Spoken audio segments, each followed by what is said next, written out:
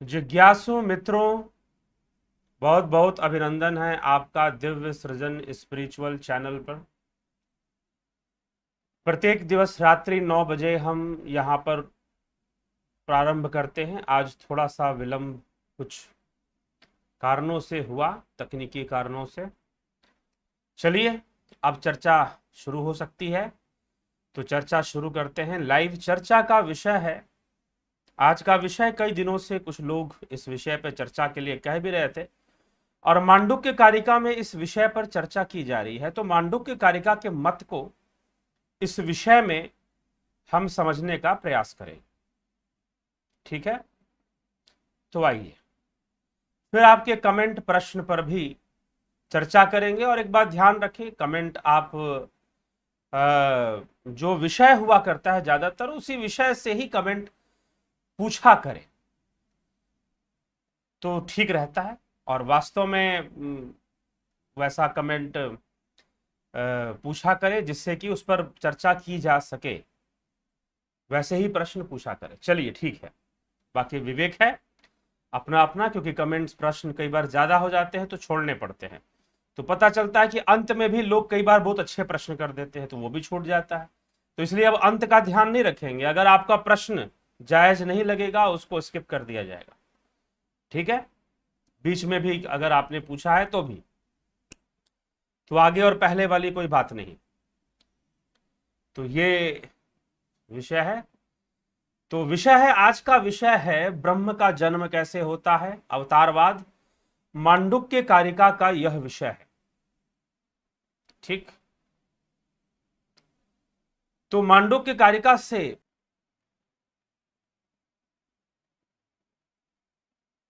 हाँ चलिए अभी ठीक है फिलहाल कनेक्शन। तो जिज्ञासुओं, यही विचार हम आज करेंगे, अवतारवाद। और ब्रह्म का जन्म होता है नहीं होता है, ब्रह्म कैसे जन्म लेता है और ईश्वर का जन्म कैसे होता है, इस पर हम आज ये इन विषयों को हम चर्चा करेंगे, अवतारवाद के विषय पर। और क्या कहा जा रहा है, मांडुक्य कारिका इस विषय में क्या चर्चा करती है उस पर भी हम देखेंगे। तो चलिए सबसे पहले कारिका के श्लोकों को ही देखते हैं। कारिका अपना तर्क क्या देती है, कारिका इस विषय में अपना तर्क क्या देती है, हम उसे देखते हैं। आत्मा में जो भेद आता है, कल भी हमने सुना कि द्वैत जो है, द्वैत और अद्वैत, इन दो विषयों के जो भेद की चर्चा जो कल हुई है वो आपने सुना। तो अगर आपने उसे सुना है तो निश्चय ही फिर यह विषय भी समझना बहुत कठिन नहीं होगा जो आज चर्चा में होने वाली है।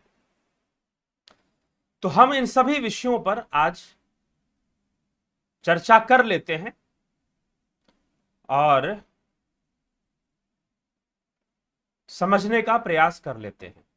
तो मांडुक्य कारिका के 19वें श्लोक में अगर हम देखें तो कहा जा रहा है, मायया भिद्यते हेतान अन्यथाजम कथशन तत्वतो भिद्यमाने ही मर्त्यताम मृतम व्रजेत।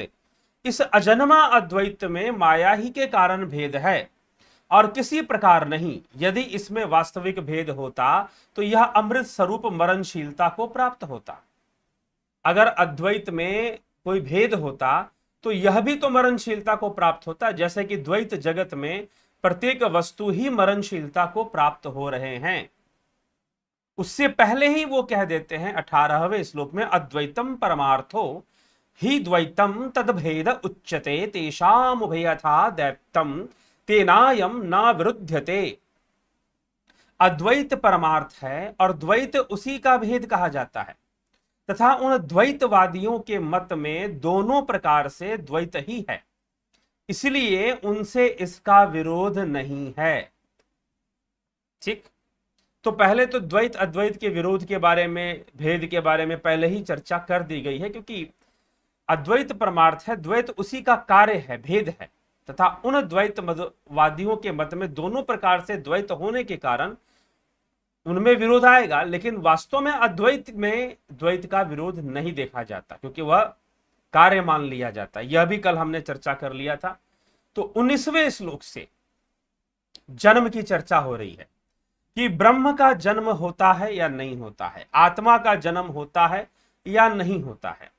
तो उसी की चर्चा करते हुए महर्षि योगी गौड़पाद क्या कहते हैं, मां यया भिद्यते हेतन्नान्न यथाजम कतश्चन तत्वतो भिद्यमाने ही मर्त्या ताम मृतम व्रजेत। यह अजन्मा अद्वैत में माया ही के कारण भेद है। पहले ही क्या लिखा गया, अजन्मा अद्वैत, अर्थात यह जो अजन्मा अद्वैत है, अर्थात अद्वैत अजन्मा है। अद्वैत कौन है, जो ब्रह्म है। अद्वैत कौन है, जो आत्मा है। अयम आत्मा ब्रह्म, आत्मा ही ब्रह्म, ब्रह्म ही आत्मा। इस प्रकार से बार बार कहा गया है उपनिषदों के अंदर। बाकी तर्क देने वाले अपने कुएं के मेंढक को समझा सकते हैं, जो उनके कुएं का मेंढक बनने के लिए तैयार हैं या फिर ऑलरेडी बन चुके हैं। आप उनको समझा सकते हो, क्योंकि वो अपने कुएं के बाहर नहीं झांकते, वो कहीं कुछ नहीं पढ़ते नहीं सुनते। आप जो सुनाते हो उतना ही सुनेंगे, आप जो पढ़ाते हो उतना ही पढ़ेंगे। परंतु यहां जो उपनिषदों का तर्क जिस प्रकार से दिया हुआ है, उसका जवाब आप नहीं दे पाएंगे। इसीलिए मित्रों मैं ये कहता हूं कि अगर आप चाहते हैं कि सनातन विरोधी षड्यंत्र खत्म हो, जो हमारे देश में चल रहा है, सनातन विरोधी षड्यंत्र, और वो कई रूप में चल रहा है, कई रूप में। आप सबसे ज्यादा किसके प्रति आकर्षित रहते हैं, राजनीतिक रूप के प्रति। आज थोड़ा सा इस विषय पर भी बोलना है, कि संक्षेप में ही बोलूंगा, लेकिन आप सुने और समझे। वास्तविक सनातन क्या है, उससे लोग भटके हुए तथा कथित। अब क्या कहा जाए, कुछ लोग, कुछ मित्र हैं जो इस पर चर्चा करते हैं, इस विषय को समझते हैं। जो सनातन विरोधी तथ्य रखते हैं, सनातन विरोधी तथ्य रखते हैं, और उनके शिष्य, उनको समझ में ही नहीं आता, उनको मतलब ही नहीं उन बातों से।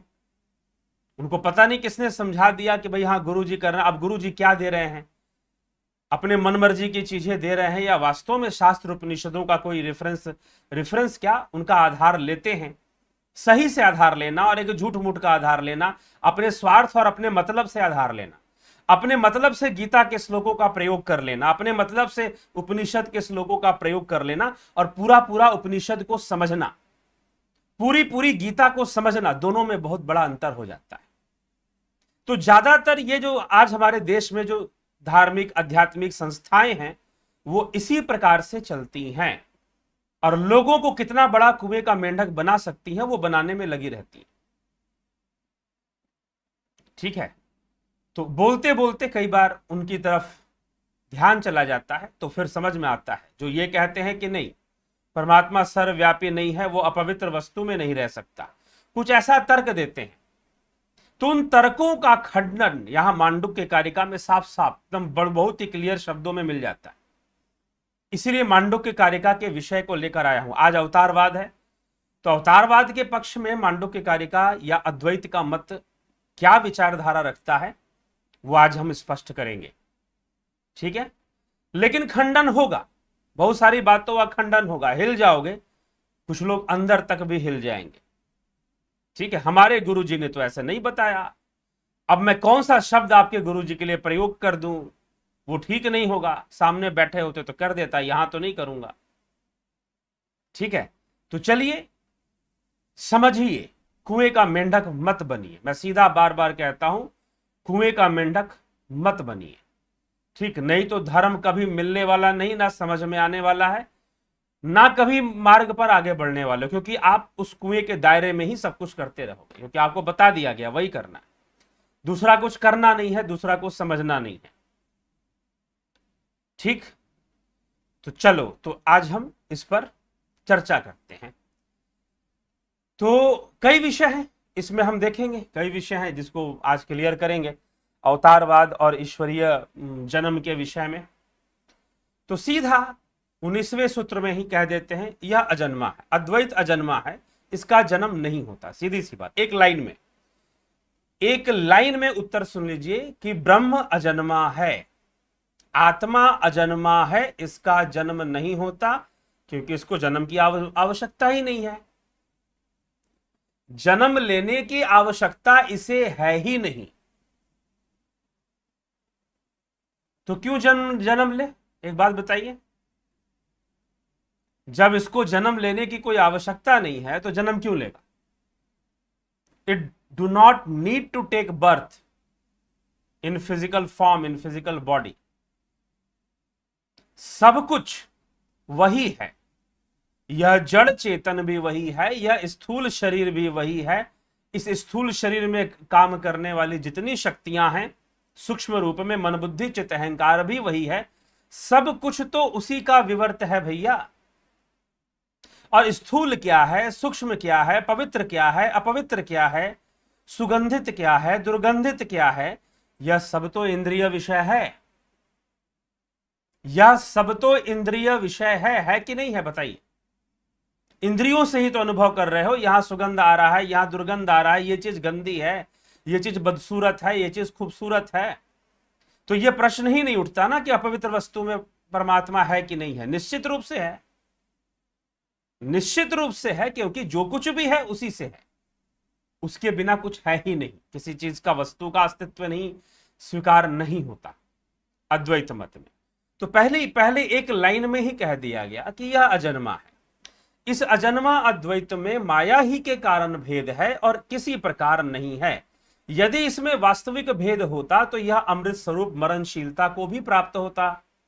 यह अमृत होता ही नहीं अगर इसका जन्म मरण होता तो। अगर, क्योंकि जहां आप जन्म स्वीकार करोगे आपको मरण स्वीकार करना पड़ेगा। आप ये नहीं कह सकते कि कृष्ण का जन्म हुआ था और कृष्ण का मरण नहीं हुआ, राम का जन्म हुआ था और राम का मरण नहीं हुआ। अगर उनके शरीर में आने की क्रिया को आप जन्म कहते हो तो फिर उनका शरीर छोड़ने की क्रिया को मरण भी मानना पड़ेगा। मानना पड़ेगा कि नहीं मानना पड़ेगा बताओ? अगर शरीर में आने की क्रिया को, कृष्ण शरीर में आए, अगर उनके शरीर में आने की क्रिया को अगर आप जन्म कहते हो तो जब वो शरीर त्यागते हैं तो उसका मरण भी मानना पड़ेगा। लेकिन जन्म दिवस मनाते हो, मरण दिवस क्यों नहीं मना लेते भाई? क्योंकि जिसका जन्म होगा उसका मृत्यु निश्चय है। ध्रुवम, क्या श्री कृष्ण भगवान ने कहा है इस विषय में दूसरे अध्याय में? कि जिसका, स्वयं श्री कृष्ण कह रहे हैं, जिसका जन्म निश्चित है उसकी मृत्यु निश्चित है। तो अगर कृष्ण का जन्म हुआ है तो कृष्ण की मृत्यु भी निश्चित होगी। फिर या तो मानो ही मत कि कृष्ण का जन्म हुआ, या तो मानो ही मत कि कृष्ण का जन्म हुआ, बस तुम्हारी आंखों से कुछ देर तक उस युग में द्वापर युग में कुछ देर तक, कुछ वर्षों तक, शायद 100 वर्षों तक, 120 वर्षों तक कृष्ण लोगों को दिखाई दिए होंगे उनके चरम चक्षुओं से, हम ये कह सकते हैं। उसकी मूर्ति बना दी गई मंदिरों में तो हमने देख ली तो हम आज उनको भी मानते। लेकिन जरा खुद से विचार करो, अगर तुम कृष्ण का जन्म स्वीकार करते हो तो मरण स्वीकार नहीं करोगे तो गीता के विरुद्ध यह बात हो जाएगी। क्योंकि श्रीमद् भगवत गीता में यह स्पष्ट रूप से लिखा है, जातस्य ही ध्रुवो, जिसका जन्म निश्चित है उसका मृत्यु भी निश्चित है, उसकी मृत्यु भी निश्चित है। उसी समय, जिस समय जन्म हुआ उसी समय यह बात भी निश्चित हो गई कि आज शरीर धारण किया है तो एक दिन ऐसा भी आएगा जब शरीर छोड़ देगा, जब शरीर छोड़ देगा। इसलिए मित्रों, इस चैनल पर जो चर्चा होती है आप कृपया उसको फैला दिया करें ताकि लोगों के पास जाए और वो धीरे धीरे समझें कि कई लोगों के पास, गुरुओं, संस्थाओं के पास वास्तव में वो भटके हुए हैं। भले उनकी बहुत भारी संख्या हो, भारी भारी संख्या है, वो सनातन धर्म नहीं है। सीधी सी बात, सीधी सी बात। अभी कई विषय हैं जिस पर लोग मुझसे प्रश्न करते हैं, उस पर भी चर्चा ले आना है, तो वो भी आएंगे बीच बीच में। मांडुक्य कार्य का लंबा विषय है, अभी और चलेगा काफी। तो सुनते जाएंगे इसके तर्कों को। तो एक लाइन में पहले ही कह दिया गया कि अद्वैत अजन्मा है, उसका जन्म नहीं हो सकता। ठीक है, ना होता, हो सकने वाली बात नहीं, उसको आवश्यकता नहीं है कि वह जन्म ले, उसकी जरूरत नहीं है कि वो जन्म ले। तो ब्रह्म का जन्म नहीं होता, बात खत्म। अब चलिए, तो आगे क्या कहते हैं 20वें अध्याय श्लोक में योगी गौड़पाद कहते हैं, अजातस्यैव भावस्य जाति विचन्ति वादिनः अजातो हयमृतो भावो मर्त्याताम कथमिष्यति मर्त्यताम कथमिष्यति। द्वैतवादी लोग जन्महीन आत्मा के भी जन्म की इच्छा करते हैं। वो आत्मा जिसका कभी जन्म नहीं हो सकता, उसके जन्म की इच्छा करते हैं। कौन लोग? जो द्वैतवादी हैं कि भाई वो भी जन्म ले लेगा। सभी द्वैतवादियों में नहीं, लेकिन कुछ द्वैतवादी मतों में ऐसा है। किंतु जो पदार्थ निश्चय ही अजन्मा और मरणहीन है, वो मरणशीलता को किस प्रकार से प्राप्त होगा? खुद से सोचिए। जो अमृत है, जो अमर है, जो मरणशील नहीं है, वो मरणशीलता को क्यों प्राप्त होने लगेगा? क्योंकि जिसका जन्म होगा उसका मरणशील होना निश्चय है। हम जितने भी लोग हैं, मैं इस शरीर को धारण कर कर बोल रहा हूं, आप सभी इस शरीर को धारण करके सुन रहे हैं, यह शरीर मरणशील है, यह शरीर मरणशील है, और हम सब का शरीर मरणशील ही है। तो एक बात बताइए, जिसका जन्म होगा उसकी तो मरणशीलता निश्चित है। तो फिर ब्रह्म के अगर जन्म मानोगे तो उसकी मरणशीलता भी तो माननी पड़ेगी ना। यह सबसे बड़ा तर्क है, और प्रथम तर्क है मांडुक्य कारिका का कि भाई तुम कहोगे कि हां ब्रह्म ने जन्म लिया कृष्ण के रूप में, राम के रूप में, लेकिन जब तुमने जन्म शब्द का प्रयोग कर लिया, जब तुमने जन्म शब्द का प्रयोग कर लिया, तो मरण शब्द से भागते क्यों हो? मरण को भी स्वीकार करो कि कृष्ण का मरण हुआ, राम का मरण भी हुआ। अगर नहीं स्वीकार करोगे तो जन्म को कैसे स्वीकार कर रहे हो? फिर किस आधार पर स्वीकार कर रहे हो? तो जन्म स्वीकार करने में बड़ा आनंद मिल रहा है, प्रेम पैदा हो रहा है। नहीं नहीं, मरण स्वीकार करना मन को अच्छा, ठीक है आपके मन को अच्छा नहीं लगता। वो तथाकथित समुदाय जो ये कहता है कि सुअर में परमात्मा नहीं, गंदी चीजों में परमात्मा नहीं, वो भी यही उत्तर देता है, अच्छा नहीं लगता। अच्छा नहीं लगता कोई तर्क होता है क्या भला? Is it A logic? या कोई लॉजिक है कि हमें यह कहने में अच्छा नहीं लगता कि वो मर गए या उनकी मृत्यु हो गई? हां, उनका जन्म कहने में बड़ा सुंदर लगता है। कथा करते हो कथावाचक महोदय, जन्म दिवस पर खूब नाचेंगे गाएंगे, खूब दान दक्षिणा आप चढ़ाओगे। हाँ, भागवत कथा हो रही है, लेकिन मरण की कथा क्यों नहीं करते? मरण की कथा भी तो करो। कितनों ने मरण की कथा सुनाई अपने कथा में? राम कथा में राम मरण प्रसंग कितनों ने सुनाई? कृष्ण मरण प्रसंग कितनों ने सुना दी? क्योंकि यह कृष्ण कहते हैं, यह श्रीमद् भगवत गीता में अर्जुन को समझाते हुए श्री कृष्ण कहते हैं, जिसका जन्म निश्चित उसकी मृत्यु निश्चित। सीधी सी बात, जिसका जन्म निश्चित उसकी मृत्यु निश्चित। तो आप खुद से विचार कीजिए, खुद से सोचिए इस विषय पर। तो जब तुम ब्रह्म का जन्म मानोगे, परमात्मा का जन्म मानोगे, तो मरण मानने से भागो मत, मरण मानने से भागो मत। ठीक है, तो इसीलिए हमें अपनी विचारधारा पर चिंतन करना पड़ेगा। तो ब्रह्म का जन्म नहीं होता, सीधी सी बात। अब चलिए, अब इसमें इसके विरोधी तत्वों पर भी हम चर्चा करेंगे। पहले समर्थक तत्व क्या कहते हैं मांडुक्य कारिका के। ना भवत्यमृतम, 21वें सूत्र में, ना भवत्यमृतम मर्त्यम ना मर्त्यम मृतम तथा प्रकृतेर अन्यथा भावो न कथम चिद भविष्यति, कथम चिद भविष्यति। ना भवत मृतम मर्त्यम ना मर्त्यम मृतम तथा प्रकृतिरन्यथा भावो न कथम चिद भविष्यति। मरणहीन वस्तु कभी मरणशील नहीं होती। जो मरणहीन है वो कभी मरणशील नहीं हो सकती। आत्मा मरणहीन है, ब्रह्म मरणहीन है, तो मरणशील वस्तु कभी मरणहीन नहीं हो सकती, और मरणशील कभी अमर नहीं होता। जो मरणहीन है वो मरणशील नहीं होगा, और जो मरणशील है वो कभी अमर नहीं होगा। यह शरीर कभी अमर नहीं हो सकता, ठीक है। यह जीवात्मा भी कभी हमेशा के लिए अमर नहीं हो सकती, कभी ना कभी इसका मोक्ष तो हो ही जाएगा। तो किसी भी प्रकार से स्वभाव की विपरीतता नहीं हो सकती, इसीलिए ब्रह्म का जन्म स्वीकार नहीं किया जा सकता। स्वभावेना मृतो यस्य भावो गच्छति मर्त्यताम कृतकेना मृतस्तस्य कथम सघास्यति निश्चलः। निश्चलः अर्थात क्या कहा जा रहा है?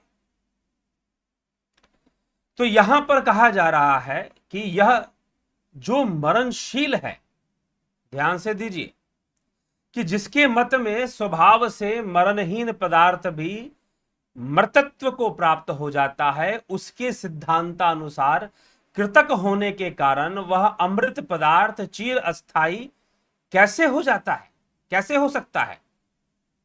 तो जिसके मत में, ठीक, स्वभाव से मरणहीन पदार्थ भी मर्तत्व को प्राप्त हो जाता है, उसके सिद्धांत कि जो मरणहीन पदार्थ है वह मर्तत्व को प्राप्त हो जाता है, उसके सिद्धांत अनुसार जन्म होने के कारण वह अमृत पदार्थ चिरस्थाई कैसे हो सकता है? जिसका जन्म हो गया वो कभी चिरस्थाई नहीं हो सकता, ठीक है। तो यह मत बार बार यहां पर रखा जा रहा है, प्रस्तुत किया जा रहा है। अगले श्लोक में देख लें, एक ही बात है जो पहले कहा गया, भूततो अभूततो वापि सृज्यमाने समाश्रुति निश्चितम युक्ति युक्तम च यद भवति नेतरत पारमार्थिक अथवा अपारमार्थिक। किसी भी प्रकार की सृष्टि होने में श्रुति तो समान ही होगी, अतः उनमें जो निश्चित युक्ति युक्त मत हो वही हो सकता है, अन्य नहीं। तो यहां पर एक दूसरा तर्क दिया गया। दूसरा तर्क क्या दे दिया गया? शास्त्रों का, श्रुतियों का, कि भाई आप पारमार्थिक चर्चा करें, अपारमार्थिक चर्चा करें, द्वैत चर्चा करें, अद्वैत चर्चा करें, श्रुति वाक्य परिवर्तन नहीं माना जाता। श्रुति वाक्य का परिवर्तन स्वीकार नहीं किया जा सकता।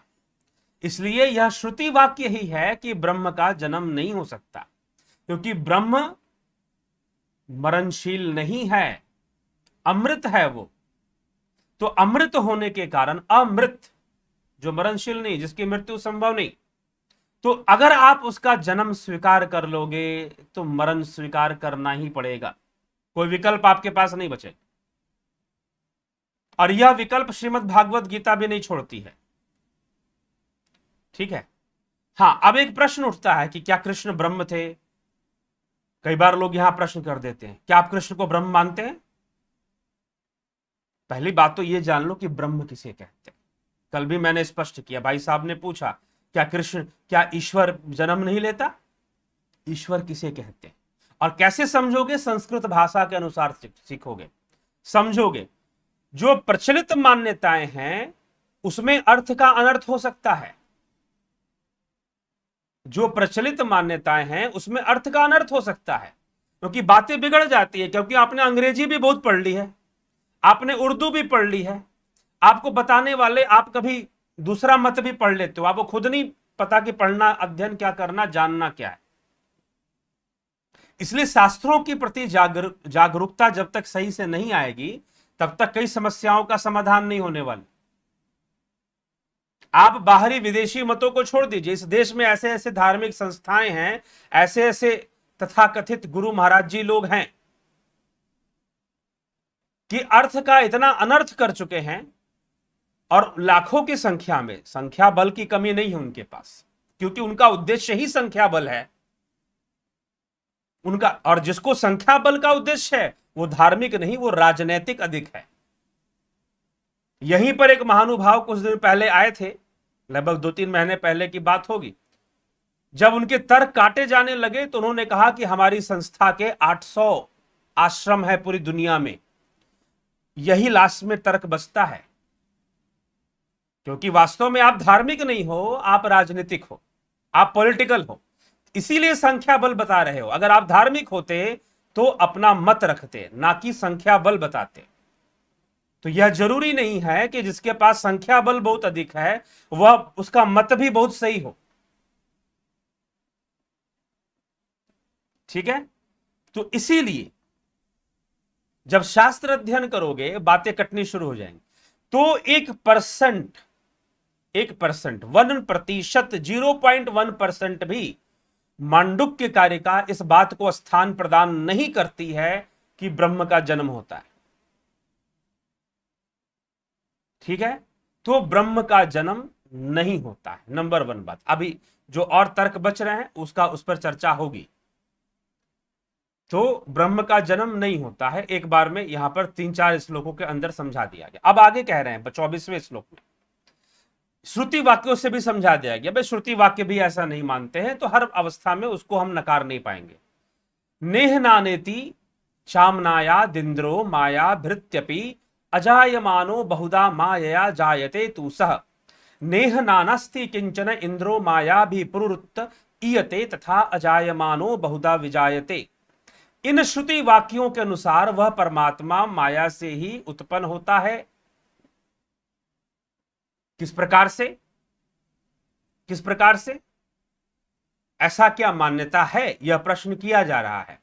आगे इस विषय को और स्पष्ट करते हुए कहते हैं, श्रुति में संभूति हिरण्यगर्भ की निंदा द्वारा कार्य वर्ग प्रतिषेध किया गया है तथा इसे कौन उत्पन्न करे, इस वाक्य द्वारा कारण का प्रतिषेध किया गया है। संभूतेर पवादात संभव प्रतिपिध्यते को नवेन जनयेदिति कारणम प्रतिपिध्यते। श्रुति में संभूति हिरण्यगर्भ, संभूति मतलब हिरण्यगर्भ, हिरण्यगर्भ की निंदा द्वारा कार्य वर्ग का प्रतिषेध किया गया है। मतलब हिरण्यगर्भ मायिक सृष्टि करता है, अर्थात मायिक सृष्टि की चर्चा यहां पर की जा रही है, कुछ ऐसा कहने का तात्पर्य है। आगे अभी और विषय है जो इस बात में कहते हैं, स एष नेति व्याख्यायाताम निहृते यतः सर्वमग्राह्य भावेन हेतुनाजम प्रकाशते। क्योंकि स एष नेति नेति, वह यह आत्मा यह नहीं है, यह नहीं है इत्यादि श्रुति आत्मा के अग्राह्यत्व के कारण उसके विषय में पहले बतलाए हुए सभी भावों का निषेध करती है। अतः इस हेतु द्वारा ही अजन्मा आत्मा प्रकाशित है।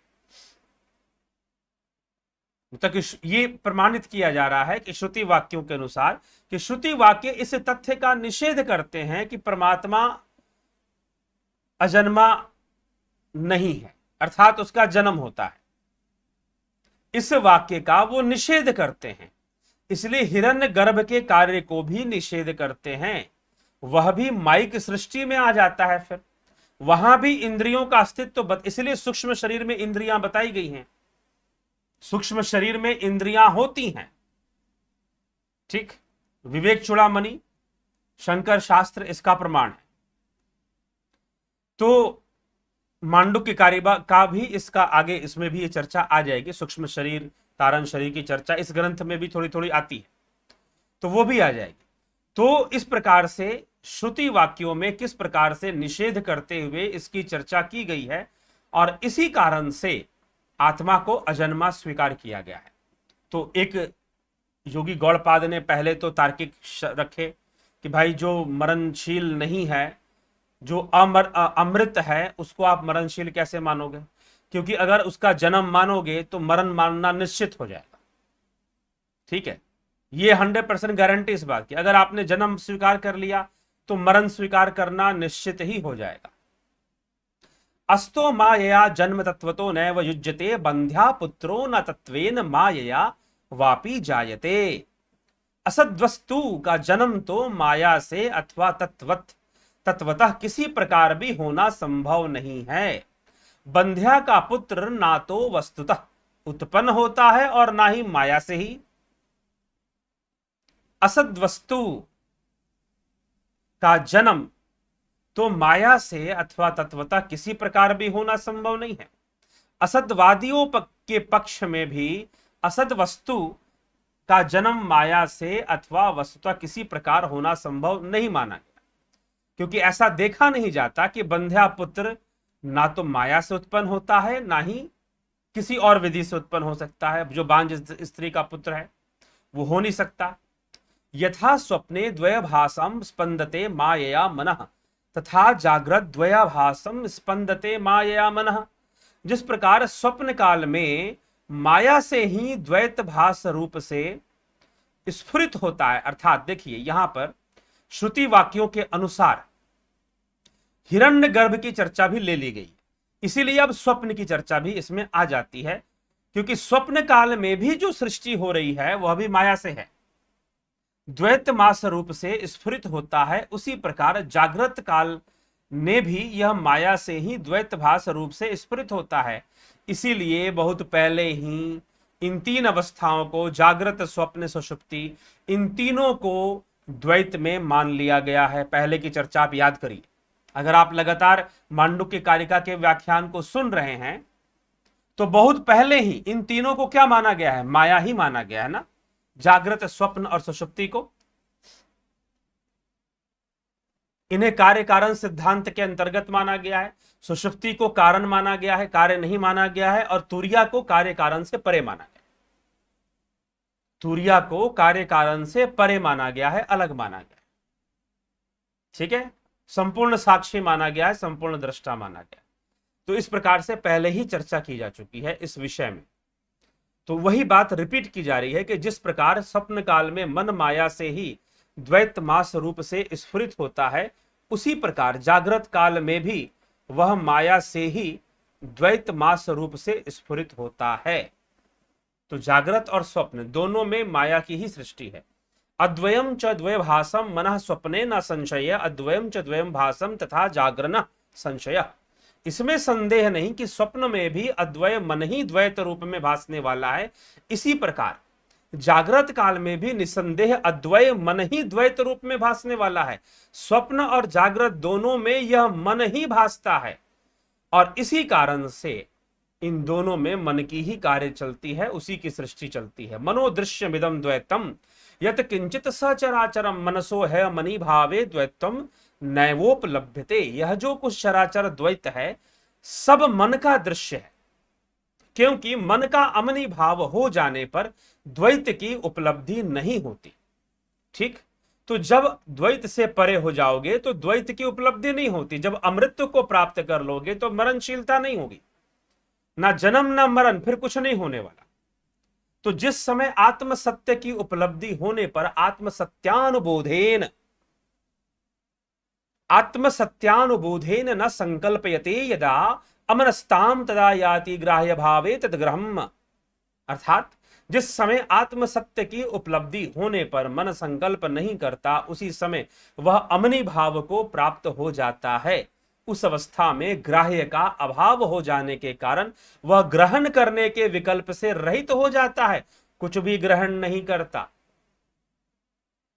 जब वह अमनी भाव हो जाता है, जब वह आत्म सत्य का बोध कर लेता है, आत्म सत्य को जान लेता है, और यह आत्म सत्य का बोध ही तो ज्ञान है, आत्मज्ञान है।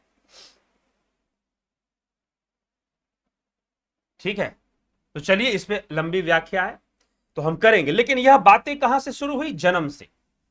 ब्रह्म के जन्म से मांडुक्य कारिका की यह चर्चा पहले उन्होंने तर्क से समझाया, फिर श्रुति वाक्य से समझाया। अब वो तर्क दे रहे हैं कि आत्मज्ञान क्या है, क्योंकि आत्मज्ञान को तुम समझ लोगे तो फिर तुम्हारा यह भ्रम दूर हो जाएगा कि परमात्मा का जन्म होता है, उसका जन्म नहीं होता है। ठीक है, लेकिन अब एक प्रश्न अभी भी रहता है कि भाई जन्म किसका होता है? फिर कृष्ण जो थे क्या वो परमात्मा नहीं थे?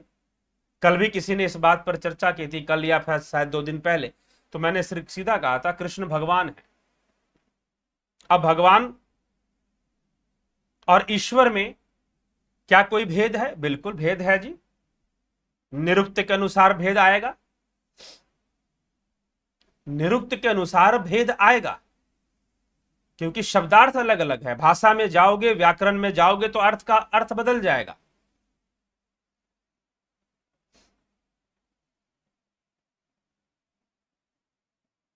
ठीक है, जब भाषा में जाओगे, इसीलिए पश्चिम के अंदर भी बहुत ज्यादा जब भाषा को लेकर प्रॉब्लम आने लगी, भाषा को लेकर बहुत ज्यादा प्रॉब्लम आने लगी, जो शब्द है उसकी उत्पत्ति कैसे हुई और शब्द का प्रयोग समाज में कैसे हो रहा है, यहां तक कि किताबों में भी राइटर लोग कैसे लिख रहे हैं, इतना ज्यादा प्रॉब्लम आ गई कि उस समय कुछ दार्शनिक हुए, उनका नाम था विटजेंस्टाइन। विटजेंस्टाइन हुए, बर्कले हुए, जिन्होंने लिंग्विस्टिक फिलॉसफी दी। मैं पश्चिम का थोड़ा सा आधार इसलिए ले रहा हूं ताकि आपको इसका महत्व तो समझ में आएगा, इसकी इस बात की कितनी इंपॉर्टेंस है, किसकी, शब्दों के अर्थ की। तो ईश्वर शब्द का अर्थ क्या है, भगवान शब्द का अर्थ क्या है, दोनों का अर्थ ही अलग अलग है, दोनों का अर्थ ही अलग अलग है। ठीक, अब हम आते हैं इस बात पर कि जो कृष्ण का जन्म हुआ, जो राम का जन्म हुआ, वो क्या था। अब हम उस विषय को समझेंगे।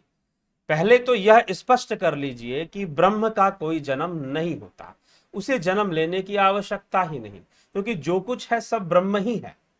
जितनी भी घटनाएं घट रही हैं सब ब्रह्म के अंदर ही घट रही हैं। आप इंद्रिय जगत में रहते हो। कौन से जगत में रहते हो? इंद्रिय जगत में। आप इंद्रियों से देखते हो, इंद्रियों से सुनते हो और इंद्रियों की माया में ही सुख दुख भोगते हो, और सारी आसक्तियां इंद्रियों के में ही होती हैं। इसीलिए बार बार जन्म लेते हो, बार बार मरते हो।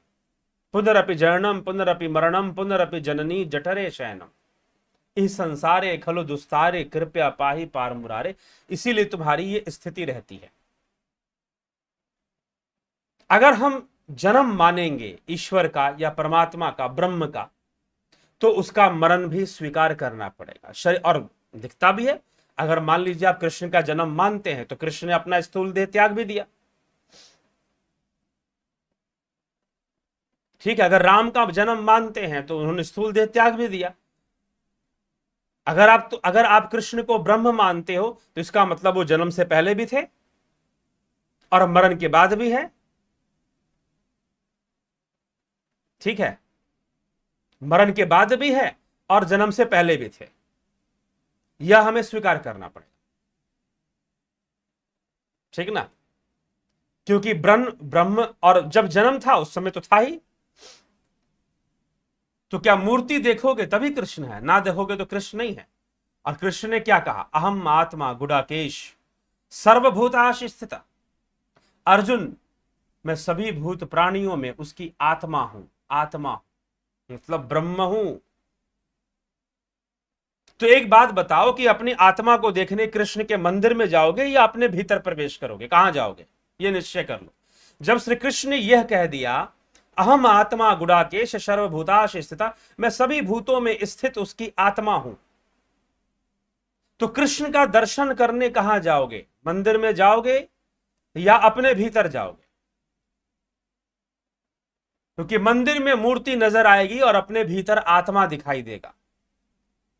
अब यहां पर एक और प्रश्न उठ जाता है कि क्या मूर्ति दर्शन करना गलत है क्या? जी नहीं, बिल्कुल गलत नहीं, मैं तो सही मानता हूं। अगर मेरी व्यक्तिगत विचारधारा अगर आप जानेंगे तो मैं तो मूर्ति दर्शन करना सही मानता हूं, लेकिन भावनात्मक संबंध में, भावनात्मक संबंध में प्रेरणा के लिए, सकारात्मक प्रेरणा के लिए मैं मंदिर में जाकर देवी देवताओं की मूर्ति पूजा करना और पूजा पाठ यज्ञ हवन करना, प्रकृति के संतुलन के लिए, अपने अंतः प्रकृति बाह्य प्रकृति दोनों के संतुलन के लिए, ये सारी क्रियाएं बड़ी ही वैज्ञानिक हैं, ये करना ही चाहिए। यह देव पूजा है, देव पूजा करना चाहिए। लेकिन देवता को ब्रह्म नहीं मान लेना चाहिए, देवता को मोक्ष का साधन नहीं मान लेना चाहिए। देवता संसार के साधन है, ये कह सकते हैं। देवता स्वर्ग के साधन है, देवता पुण्य के साधन है, पुण्य बढ़ाते हैं हमारा। तो जहां पर भाव युक्तता आ जाएगी वहां देव आ जाएंगे, वहां भगवान आ जाएंगे। लेकिन कृष्ण अपने आप को आत्म स्थित कर अर्जुन से कह रहे हैं अहम आत्मा गुडाकेश सर्वभूताश स्थिता, मैं सभी भूतों में स्थित आत्मा मैं ही हूं। तो प्रश्न ये है कि कृष्ण को जानने के लिए क्या करोगे? अपनी आत्मा की ओर जाओगे या मंदिर की ओर जाओगे? मंदिर जाना गलत नहीं है दूसरे संदर्भ में, लेकिन अगर तुम कृष्ण को जानना चाहते हो, वास्तव में तुम कृष्ण के जिज्ञासु हो, तुम कृष्ण का साक्षात्कार कर लेना चाहते हो, तो मंदिर में जाने से कुछ ना होने वाला, सीधी सी बात। हां, मंदिर जाने के दूसरे लाभ हैं, वो अलग बात है। लेकिन कृष्ण को अगर प्राप्त करना चाहते हो, कृष्ण को अगर जानना चाहते हो, तो मंदिर जाने से कुछ नहीं होने वाला। कहां जाने से होगा? अंतर्मुखी होने से होगा, उपासना से होगा, साधना से होगा, अंतर्मुखी होने से होगा। तब कृष्ण की ओर यात्रा शुरू होगी। वो कृष्ण जिसके लिए कहा जा रहा है अहम आत्मा गुडाकेश, ना वो जन्म लेता है ना वो मरता है, ना वो जन्म लेता है ना वो मरता है। लेकिन अब श्रीमद् भगवद गीता में एक और बात कही गई है, यदा यदा हि धर्मस्य ग्लानिर्भवति भारत अभ्युत्थानम धर्मस्य तदात्मानं सृजाम्यहम् परित्राणाय साधुना विनाशाय च दुष्कृताम धर्म संस्थापनार्थाय संभवामि युगे युगे। अब ये कौन है भाई जो युग युग में आ जाते हैं बार बार? कौन है आप ये बताइए? ये किसके लिए कहा जा रहा है? जन्म कर्म च में दिव्य वेतम यो वेति तत्वतः, जन्म कर्म च में दिव्यमेवम। हे अर्जुन, मेरा जन्म और मेरा कर्म दिव्य है।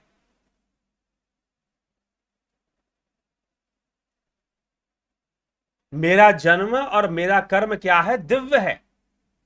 जन्म कर्म च में दिव्यमेवम यो वेति तत्वतः त्यक्त्वा पुनर्जन्म नयति मामेति सो अर्जुना। हे अर्जुन, इस देह का त्याग कर देने के बाद मेरा पुनर्जन्म नहीं है। संसारी लोगों का है, लेकिन मेरा पुनर्जन्म नहीं है। अब इसका क्या अर्थ है? फिर तर्क देने वाले आ जाएंगे, देखो ईश्वर ने अवतार लिया ना दिव्य रूप में। ये दिव्य कौन है? यह दिव्य कौन है? हमारे चैनल पर एक वीडियो है, सिद्ध पुरुषों का जन्म कैसे होता है, जाकर सुन लीजिए। श्री कृष्ण भगवान ने 6ठे अध्याय में कहा कि योग नष्ट नहीं होता, योग भ्रष्ट नहीं होता। तुमने जितना योग किया, जहां तक किया, वो तुम्हारे साथ रहेगा, अगले जन्म में तुम उसके आगे करोगे। कहा कि नहीं कहा? तो अब दो प्रकार के योगी होते हैं, दो प्रकार के देवता होते हैं। एक बंधन में होते हैं और एक जीवन मुक्त होते हैं। देवता पुण्य से बनते हैं, परंतु जो जीवन मुक्त देवता हैं वो योगी देव हैं, देव योगी हैं। ठीक है? परंतु वह निश्चय ही ब्रह्म को जानने वाले होने के कारण, ब्रह्म को तो वो जानते हैं, लेकिन उनके अंदर देव संकल्प होता है, शुभ संकल्प होता है, शिव संकल्प होता है। शिव संकल्प होने के कारण उनका देव भाव हमेशा बना रहता है। तो यह जो देवता हैं और वह जो योगी हैं, जो जीवन मुक्त हैं, क्या है? ध्यान से एक शब्द समझिए, जीवन मुक्त। कौन बनता है जीवन मुक्त? जो योग साधना करता है वो बन जाता है, या फिर देवता। कुछ देवता ऐसे हैं वो जीवन मुक्त है, उनको जीवन मुक्त कहा गया, अर्थात वह जीवन के बंधन में नहीं है। जैसे इंद्र आदि देवताओं के बारे में हम सुनते हैं कि एक बार यमराज इंद्र के पास गए और इंद्र से कहा कि भाई तुम्हारा समय खत्म हो रहा है इंद्र की गद्दी पर बैठने का, इंद्र की गद्दी, इसलिए तुमको अब यहां से जाना है। देव योनि से पशु योनि में, सूकर की योनि में तुम्हें उतर जाना है। इंद्र घबरा गया कि भाई ये तो नहीं, मैं तो नहीं जाऊंगा। यमराज ने कहा जाना तो पड़ेगा, जबरदस्ती उसको जाना पड़ा। तो यह जीवन मुक्त नहीं, तो देवता जीवन मुक्त नहीं होते, इसलिए देवता भी याचना करते हैं उन्हें मनुष्य जीवन मिले। बड़े भाग मानुष तन पावा, सुर दुर्लभ सद ग्रंथे गावा, साधन धाम मोक्ष करी द्वारा, पाई न जही परलोक सवारा। तो जो जीवन मुक्त हैं, जीवन मुक्त कौन है? सिद्ध योगी, जिन्होंने इंद्रियों के साथ संबंध विच्छेद करने में सफलता प्राप्त की है और स्थूल शरीर और सूक्ष्म शरीर का जो बंधन था उसे उन्होंने तोड़ दिया। तोड़ देने के कारण जब वो अपने ध्यान शक्ति से, अपने योग बल से तोड़ते हैं, देखो टूटता तो मृत्यु समय भी है लेकिन उसमें आसक्ति नहीं खत्म होती, इसीलिए वो सूक्ष्म शरीर वाला फिर से शरीर धारण करता है क्योंकि आसक्ति बनी है, कर्म बने हैं, संस्कार बने हैं। लेकिन जब योग बल से आप स्थूल देह के साथ सूक्ष्म शरीर का संबंध तोड़ दिया जाता है तो वह सूक्ष्म शरीरधारी योगी जीवन मुक्त हो जाता है। क्या हो जाता है? जीवन मुक्त हो जाता है। ठीक है, उसकी अवस्था देवताओं से भी ऊपर हो जाती है। तो जो योगी जीवन मुक्त हो जाता है वह अपनी इच्छा मात्र से शरीर धारण करने की स्वतंत्रता उसे रहती है। संकल्पों का नाश नहीं होता, इसीलिए वह अपने सूक्ष्म शरीर का नाश तुरंत नहीं कर पाता। इसलिए कई वर्ष साधना करते हुए स्थूल देह में बीतते हैं और फिर सूक्ष्म शरीर में कई वर्ष बीत जाते हैं, तब जाकर जीव कहीं मोक्ष तक पहुंचता है, परम लीनता तक पहुंचता है। और बीच में वह जीवन मुक्त योगी जो है, जीवन मुक्त, शरीर धारण करना उसकी बाध्यता नहीं है, लेकिन उसके अंदर इच्छा है, इच्छा बाकी है कि जगत का कल्याण हो, संसार का कल्याण हो। तो वो योगी, वह जीवन मुक्त योगी शरीर धारण करता है। शरीर धारण करता है तो वह योगेश्वर कहलाता है। उसके अंदर जन्म से सिद्धियों का वास होता है, उसका नियंत्रण पंचभूतों पर चलता है, इसीलिए वह भगवान कहलाता है। एक बार ठाकुर ने विवेकानंद से कहा, नरेंद्र नाथ दत्त से कहा, नरेंद्र बड़ा परेशान थे। उन्होंने ठाकुर से कहा कि ठाकुर मैं आपको देखता हूं तो मुझे डर लगता है।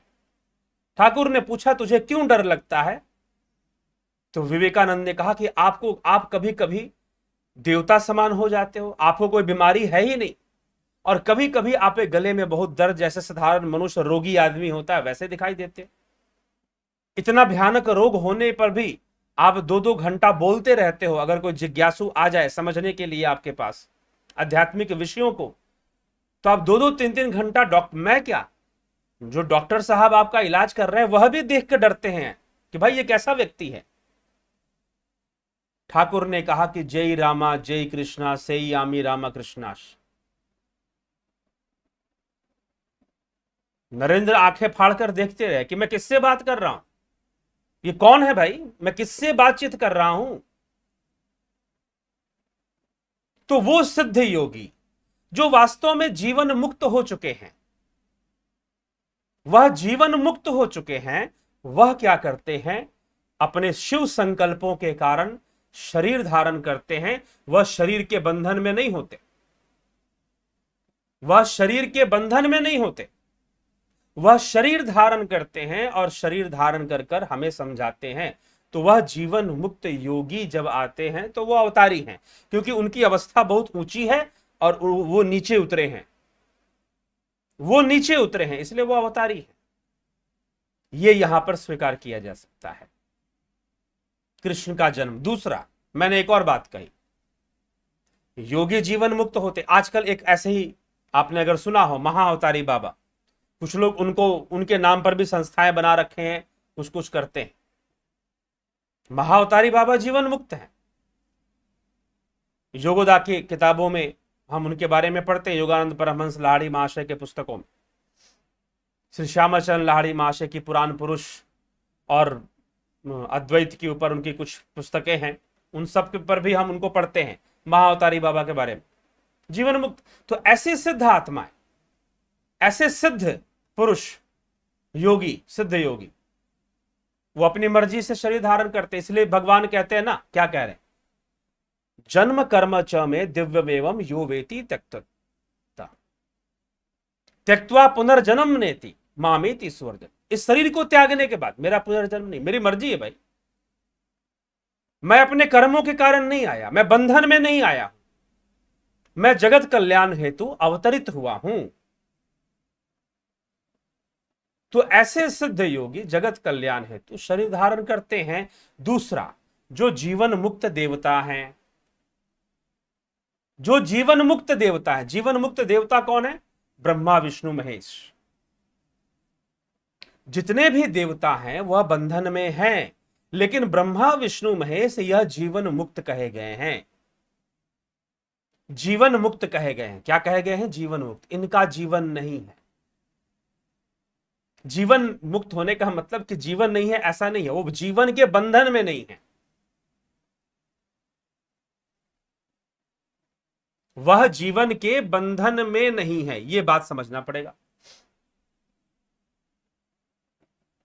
ठीक है, तो जीवन के बंधन में नहीं होने के कारण उनकी भी मर्जी है, इच्छा करे तो शरीर धारण कर ले, अगर उनको लगता है। इसलिए विष्णु अवतार स्वीकार्य है। पुराणों में अगर विष्णु अवतार की कथा आती है तो गलत नहीं है, ठीक है, विष्णु जीवन मुक्त हैं। यद्यपि सब कुछ करने वाला ब्रह्म ही है, परंतु फिर भी उसके यह तीन कार्य जो माया जगत में हुए रहे, जो हिरण्य गर्भ जगत में होते हैं, क्या क्या? सृष्टि, पालना और संहार। इन तीनों को अलग अलग भाव देने के कारण ये तीन अलग अलग देवता हैं। यह जीवन मुक्त हैं, इनका जन्म हो सकता है, बंधन में नहीं, अपनी स्वेच्छा से, जगत कल्याण हेतु। तो भगवान विष्णु का जन्म स्वीकार्य है इस संदर्भ में। परंतु जो सर्वव्यापी आत्मा है, जो ब्रह्म है, सब उसी की लीला है। विष्णु, ब्रह्मा विष्णु महेश सब जो हैं उसी के उसमें आएंगे, उसके क्षेत्र के बाहर कोई नहीं है। इसलिए हम कहते हैं ना शक्ति का वास। वास्तव में शक्ति क्या है? एक ऐसी कल्पना कि ब्रह्म के अंदर शक्ति है और वो ये कर देगा, वो कर देगा, ऐसा करके दिखा देगा, वैसा करके दिखा देगा, चमत्कार कर देगा, तुरंत से सारी बीमारी दूर कर देगा। भारतीय सनातन धर्म में ऐसी विचारधारा का प्रचार नहीं था, बाद में हुआ है। सनातन धर्मियों के मध्य ऐसी विचारधारा का प्रचार नहीं था। अगर होता तो कृष्ण क्यों कहते कर्म कर, कर्म कर, कर्म कर, कर्म करना पड़ेगा, मैं कोई कर्म फल नहीं देता। कर्म फल से अपने आप को अलग माना है उन्होंने। पंचम अध्याय 10वां श्लोक भगवान कहते हैं ना कर्म, ना कर्म फल और ना कर्ता, इन तीनों का सृजन मैं नहीं करता। ना मैं कर्म करवाता हूं, ना मैं कर्मों का फल देता हूं, और ना मैं कर्तापन को प्रकट करता हूं। तीनों काम मैं नहीं करता। I am not responsible for these things. कौन रिस्पॉन्सिबल है? इंद्रियां रिस्पॉन्सिबल है, माया रिस्पॉन्सिबल, प्रकृति रिस्पॉन्सिबल। इसीलिए उसका नाम प्रकृति है। प्रकृति शब्द का अर्थ ही क्या है? कृति और प्रकृति, क्रिया प्रतिक्रिया, एक्शन रिएक्शन चलेगा। जब तक तुम इस माइक जगत में हो, इंद्रिय जगत में हो, वहां तो एक्शन रिएक्शन दिखाई देगा, चलेगा ही चलेगा। तो जो जीवन मुक्त हैं वो अपने शिव संकल्पों से जन्म धारण करते हैं और लीला करते हैं। लीला उन्हीं की होती है, क्योंकि उनके लिए सब कुछ अनुभव है, वो सब जानते हैं। ठीक है, तो ऐसी अवस्था में योगी लंबे समय तक सूक्ष्म शरीर, जैसे आदि गुरु शंकराचार्य, उनको भी हम जीवन मुक्त मानते हैं। उनकी एक घटना भी आती है जहां पर उन्होंने पर काया प्रवेश किया। महर्षि पतंजलि, उनके तो उम्र की लोग सही सही कोई पता नहीं है कि वो कब से थे, कब तक रह गए। शुंग वंश तक उनका प्रमाण मिलता है। शुंग, जो पुष्यमित्र शुंग हुए, वो भी पतंजलि के आश्रम में पढ़े लिखे थे, ऐसा वर्णन मिलता है। तो बहुत लंबा काल पतंजलि का भी बताया जाता है। तो ऐसे कई सिद्ध योगी हुए उनका ये, इसलिए योगेश्वर श्री कृष्ण अर्जुन को समझाने के लिए, अर्जुन की अवस्था उनकी अवस्था में बहुत भिन्नता है, इसीलिए वो हमारे भगवान हैं, हमारे देवता भी हैं। जब आप मूर्ति पूजा करते हो तो वो हमारे देवता भी हैं, फिर हमारे भगवान भी हैं। फिर लेकिन जो वास्तविक कृष्ण है वह तो ब्रह्म ही है। इसलिए इस बात से कोई आपत्ति नहीं है कि कृष्ण ब्रह्म है। लेकिन कौन सा कृष्ण? वो कृष्ण जो अर्जुन को कह रहा है अहमात्मा गुड़ाके सर्वभूताश स्थिता, मैं आत्मा रूप में हूं, तू मुझे इन आंखों से नहीं देख सकता। ना तू माम शक्यसे द्रष्टु मननेव स्वचक्षुषा, इन आंखों से तू मुझे नहीं देख सकता, अंतर्मुखी हो जा, अद्वैत की ओर चल, आत्मा की ओर चल। वह जो आत्मा है वो मैं ही तो हूं। लेकिन दुर्भाग्यपूर्ण है कि आप जितना बाहर भागे, क्या कृष्ण का उपदेश सुनकर आप भीतर भाग पाए? नहीं भाग पाए। इसीलिए आपको कर्म की भी जानकारी नहीं हो पाई। वास्तव में कर्म की जो निपुणता है वह भी साधना से आने वाली है, नहीं तो कर्म माया के वशीभूत करते रहोगे। अर्जुन ने जो कर्म किया, उस प्रकार का महान कर्म कर पाना तभी आपसे संभव होगा जब आप वास्तव में आध्यात्मिक बनते हैं। नहीं तो फिर ठाकुर जब ईश्वरचंद विद्यासागर से मिले पहली बार, तो उन्होंने कहा कि दोनों बाधा है, माया भी बाधा है और दया भी बाधा है। क्योंकि जहां दया नहीं दिखानी चाहिए तुम वहां भी दया दिखाने लग जाते हो। ठाकुर की विचारधारा गांधीवादी विचारधारा नहीं थी, ठीक है। जबरदस्ती की दया माया दिखाने की वो चर्चा नहीं करते थे, इसीलिए कि जहां नहीं दिखाना चाहिए तुम वहां भी जबरदस्ती दया दिखा रहे हो, क्योंकि तुम्हें लोग महात्मा समझते हैं। महात्मा गिरी वाला कॉन्सेप्ट फिर आ जाता है। अब क्या बताया जाए? गुरु पद की महत्वाकांक्षा और महात्मा गिरी की महत्वाकांक्षा, विदेशों में हमारी प्रशंसा हो। आज भी पूरा देश ऐसे लोगों से पीड़ित है। एक महात्मा ने बहुत देश को पीड़ित किया 48 के पहले। अब ऐसे कई महात्मा इस देश को पीड़ित करने में लगे रहते हैं। इसलिए साधना कीजिए, अपनी आत्मा की ओर यात्रा को बढ़ाइए। अवतार होते हैं, लेकिन यह मत कहिए कि परमात्मा ने अवतार लिया या ब्रह्म ने अवतार लिया, यह मत कहिए, ठीक है। इसीलिए कृष्ण क्यों समझा रहे हैं कि भाई मैं तो आया हूं, मेरे लिए पुनर्जन्म बंधन नहीं है, तेरा तो पुनर्जन्म होगा। मेरी तो मर्जी है ना, मेरी तो मर्जी है कि शरीर धारण करूं ना करूं। तभी तो कलयुग में मीराबाई के लिए भी आ गए और मीराबाई को भी समझा दिया कि भाई ऐसे काम नहीं चलेगा। मीराबाई को क्या शिक्षा दी? श्री कृष्ण ने कहा कि जिस रूप में तू मुझे पूछती है मैं उस रूप में आ तो जाता हूं, लेकिन यह रूप तो द्वापर का है, यह मेरा वास्तविक रूप नहीं। तो मीराबाई ने क्या कहा? पायो जी मैंने राम रतन धन पायो, वस्तु अमोलक दई मेरे सतगुरु कृपा कर अपनायो। मैं ऐसे संत के पास गई, संत रविदास। क्या थे संत रविदास? क्या किसी अखाड़े के सन्यासी थे? जी नहीं, एक गृहस्थ आदमी थे, अपना काम धंधा भी करते थे। दोनों पति पत्नी साधना के उच्चतर अवस्था को प्राप्त करने वाले थे,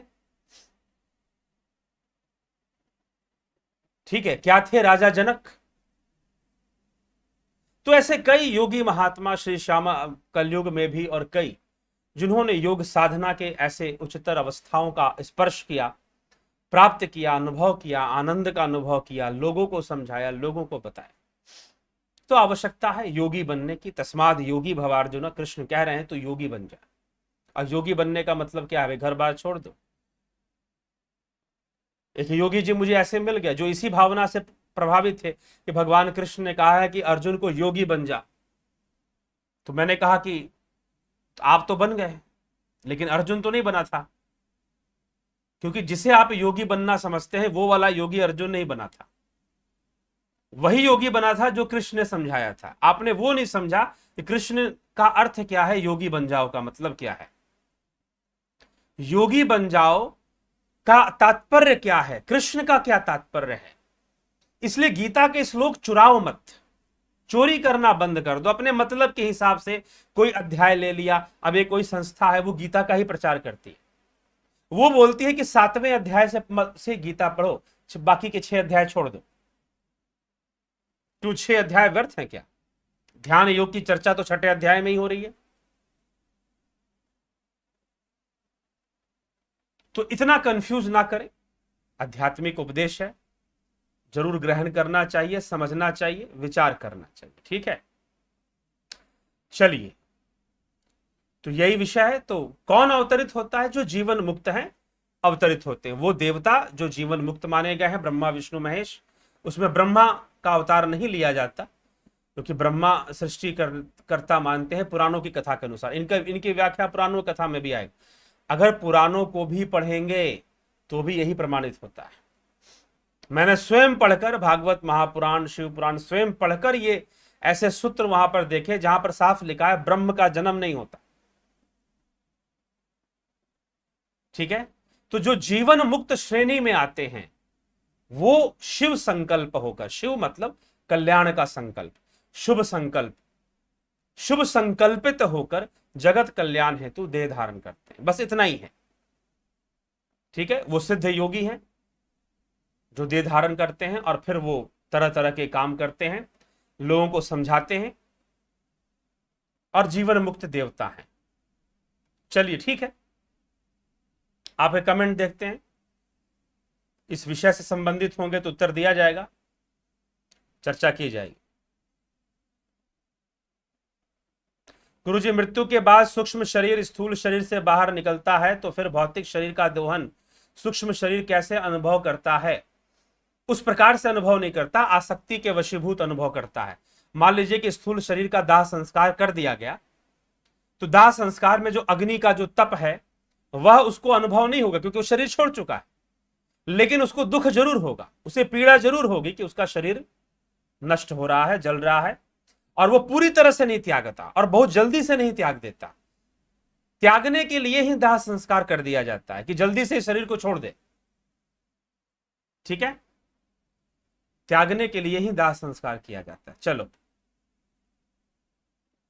सब्जेक्टिविटी में ही अद्वैत है? जी नहीं, अद्वैत और द्वैत का कोई ट्रांसलेशन अंग्रेजी भाषा में तो नहीं। सब्जेक्टिविटी ऑब्जेक्टिविटी से जोड़ना ही अनुचित है।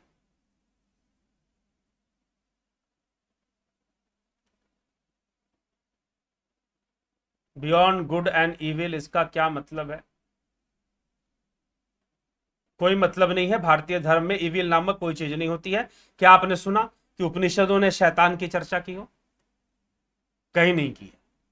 क्या बुद्ध ने कभी पूरे भारतीय दर्शन में चले जाइए, शैतान नामक कोई चीज नहीं।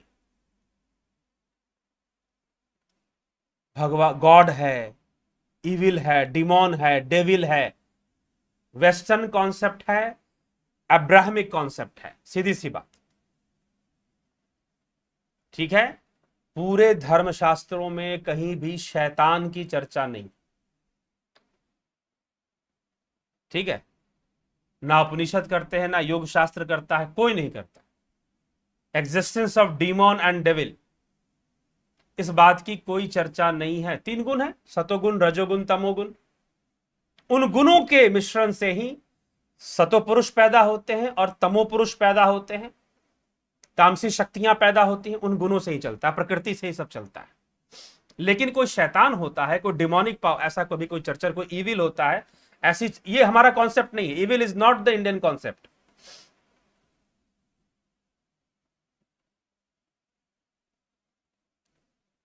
गुरुजी ओम नमः शिवाय बहुत ज्यादा महान है? नहीं जी, बहुत महान ही तो नहीं है।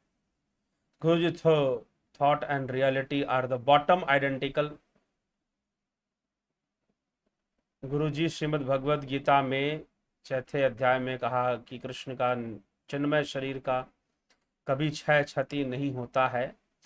तो आपने श्लोक भी रख दिया करें, नंबर के साथ देख लेंगे गीता के अंतर्गत कौन से श्लोक में कहा गया है। जय श्री कृष्ण गुरुजी। बल्लभनाथ गोविल जी, रामनिवास मीना जी, रूपलाल विश्वकर्मा जी, मनीष पटेल जी, ज्योति दत्ता जी, अतुल कोल्हे जी,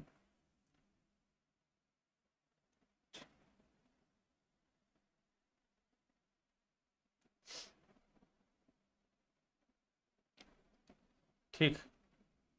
ये जो चिन्मय शरीर क्षति नहीं होता, श्लोक रखिए, श्लोक में वो शब्द आने चाहिए, तभी तो उस पर चर्चा होगी, क्योंकि आप पहले गीता का प्रमाण दे रहे हैं।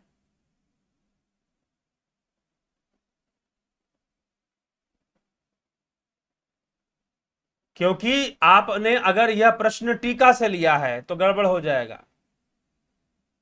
टीका श्लोक नहीं होता, टीका श्लोक नहीं होता। आपने जो कहा कि चिन्मय शरीर का कृष्ण का क्षति नहीं होता, वो चिन्मय शरीर उनका ब्रह्म है, तो क्या श्लोक में ऐसा लिखा है या टीका में लिखा गया? Two differences. इसीलिए मैं टीका नहीं पढ़ता, पहले पढ़ता था, आजकल मैं किसी भी गीता का टीका नहीं पढ़ता, श्लोक और उसका शब्दार्थ पर ही फोकस करता हूं। किरण शर्मा, गीता देव, कमलेश प्रताप जाला, नवजी। गुरु जी, यदि ब्रह्म से सब कुछ, उससे सब कुछ बनता है तो ब्रह्म तो निराकार है, उनसे साकार कैसे उत्पन्न होता है? सब कुछ उसी में है, निराकार साकार, निराकार है और साकार है, यह आपकी बुद्धि कहती है। इसका उपनिषद उत्तर यह देते हैं कि निराकार साकार कहना भी द्वैत विषय है। सीधी सी बात, निराकार साकार कहना भी द्वैत विषय है। ब्रह्म तो निराकार भी है और साकार भी है, और जहां तक तुम सोच नहीं सकते, जहां तक ये जा नहीं सकती, ब्रह्म तो वो भी है जहां तक तुम्हारा तर्क नहीं हो सकता। इसीलिए द्वैत का विषय मन का विषय है, द्वैत का विषय इंद्रियों का विषय है, ब्रह्म का विषय उपासना का विषय है। ठीक है, उपासना का विषय है। इसीलिए यहां पर बात आ जाती है मांडुक्य कारिका में जो इसको कहा गया।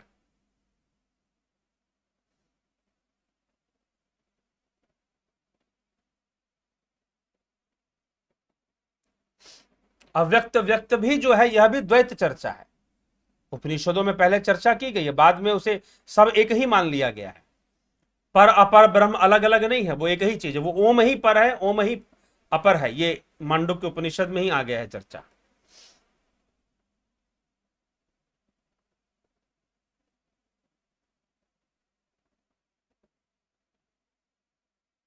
कहां लिखा गया है वो लिखा करे।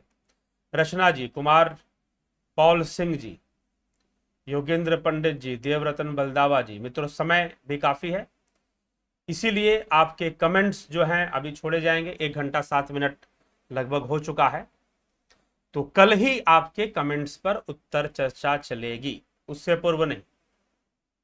ठीक, तो बहुत बहुत आभार। समय की मर्यादा को देखते हुए इस पर हम चर्चा करेंगे, क्योंकि सारे कमेंट पर चर्चा करेंगे तो अभी 1 घंटा और लगने वाला है। ठीक है महानुभाव, तो चलिए विराम देते हैं इस चर्चा को आज, और कल फिर इससे आगे बढ़ती हुई चर्चा आ जाएगी, तो उसमें भी आप प्रश्न कर सकते हैं। बहुत बहुत आभार आप सभी का। तर्क दिए जा चुके हैं, आप उन तर्कों को सुन लीजिए और सुनकर उस पर विचार कर लीजिए। कोई भी प्रसंग पूरा पूरा तरह से विचारणीय होता है, कोई सिंगल श्लोक विचारणीय नहीं होता है। ठीक, पूरा पूरा प्रसंग ही विचारणीय हो सकता है। तो इसके साथ ही विराम देते हैं, और जरूर लोगों के मन से भ्रम दूर हो, मिथ्या दूर हो, असत्य का माहौल दूर हो, उसके लिए आप प्रयासरत रहें, स्वयं भी प्रयासरत रहें। तो अद्वैत क्या है? अद्वैत का महत्वपूर्ण विषय ही आत्मा है। आत्मा को जानना ही कृष्ण को जानना है, आत्मा को जानना ही राम को जानना है। वास्तविक रूप में यद्यपि उनका जीवन, उनका जन्म, उनका कर्म हमारे लिए प्रेरणा है, क्योंकि हम भी तो शरीर में हैं, तो वो स्वयं शरीर धारण करके कर्म कर कर जो उन्होंने प्रेरणा दी है, वो तो निश्चित रूप से कर्म की प्रेरणा बनेगी। परंतु ब्रह्म रूप में वो सब आत्मा ही है। इसलिए जब हम कृष्ण को जानने की बात करते हैं, राम को जानने की बात करते हैं, तो बिना आत्मा को जाने ना कोई कृष्ण को जान रहा है और ना ही कोई राम को जान रहा है। तो इसी के साथ मैं विराम दूंगा, और निश्चय ही आप शेयर भी किया करें ताकि लोगों के अंदर जागरूकता आए धर्म के प्रति, शास्त्रों के प्रति। बहुत बहुत आभार आप सभी का।